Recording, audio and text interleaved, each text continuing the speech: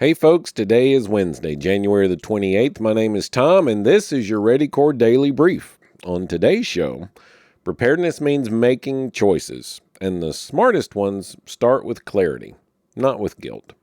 We'll get there in just a minute. First, let's get you up to speed with the latest from the RISAT team and your daily sit rep. This is your AmCon Daily Sit Rep for January the 28th, 2026. Up first today, an assessment of the January the 23rd Student and Community Organizing Call reveals coordinated efforts among student activists and allied groups aiming to disrupt normal operations on campuses nationwide, with Minneapolis-St. Paul being a primary hub. The movement is planning escalating actions, including strikes and walkouts, as part of a broader strategy to challenge existing political and economic systems. Organizers in Minneapolis reported plans for a citywide strike and rapid response networks targeting federal agencies. Authorities advise maintaining high situational awareness, avoiding protest areas, and not engaging with demonstrators to ensure personal safety. In environmental news, decades of excessive phosphorus application on U.S. farmland have led to massive soil surpluses, which are now polluting waterways. This runoff causes toxic algal blooms, hypoxic dead zones, and increased water treatment costs across major agricultural regions, including the Midwest and Southeast. Outdated soil testing methods have contributed to overapplication.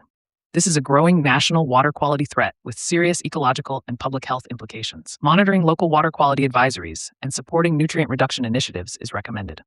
Turning to health and safety, a baby teething toy sold on Amazon has been recalled after more than 30 choking incidents. The U.S. Consumer Product Safety Commission recalled about 6,800 Yetenamer pull-string teething toys due to silicone strings that pose serious choking hazards. Parents are urged to discard or return the product for a refund. In travel and security, TSA PreCheck's touchless ID technology, which uses facial comparison for faster identity verification, continues to expand. Currently available at 28 airports, it will be introduced at 37 more airports by spring 2026. This enhancement speeds up security screening, offering a more convenient and secure travel experience. TSA assures travelers that biometric data is protected and deleted within 24 hours after travel. Lastly, a warning of potential violent protests has been issued for the south side of downtown Minneapolis, following recent unrest and clashes involving ICE officers. Protest activity remains intense and potentially violent. Members are advised to stay alert, avoid protest areas, know their exits, and report suspicious activity to authorities and the RISAT team as needed.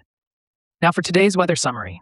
Lake effect snow is falling downwind from the Great Lakes, with rain moving into the northwest and snow over the northern and central plains. An Arctic air mass will surge southward through the plains, Great Lakes, southeast, and east from Friday through Saturday, likely bringing the longest duration of cold experienced in several decades. Forecasts are being closely monitored for a potential significant winter storm impacting the eastern United States this coming weekend. Prepare accordingly for hazardous winter weather. Looking ahead to events in the next 7 days, there are no scheduled AmCon network events. Members can access the American Contingency members-only site to get the full report and more in-depth analysis of today's stories, along with practical preparedness tips, training opportunities, and resources to help you, your family, and your neighborhood stay crisis ready. When Ryan and Emma reviewed their preparedness plan, they hit a fork in the road. Upgrade the generator or invest in first aid training. Both mattered, but the budget said they had to choose. Well, let's decide which one gives us more capability right now, Emma said. They picked training, and later when a neighbor got hurt, that skill paid off immediately. Yep, we made the right trade-off, Ryan said, and it wasn't about stuff. It was about impact. Preparedness is full of good options, and that's what makes it tricky. You can't do everything at once, so you have to decide which choices create the biggest improvement with the resources that you have. Smart trade-offs start with 3 simple filters. Number 1, what's the impact? Which choice improves your family's safety or stability the most? Number 2, sustainability. Which choice can you maintain over time? And number 3 is timing. Which choice matters most right now? When you filter your decisions through those 3 lenses, you stop guessing and start building deliberately.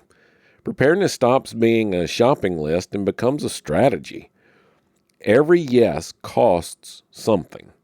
Smart trade-offs make sure the price you pay builds real capability. All right, tonight, look at 2 preparedness goals you've been juggling. Pick the one that adds more immediate capability and commit to doing it. Defer the other until next month.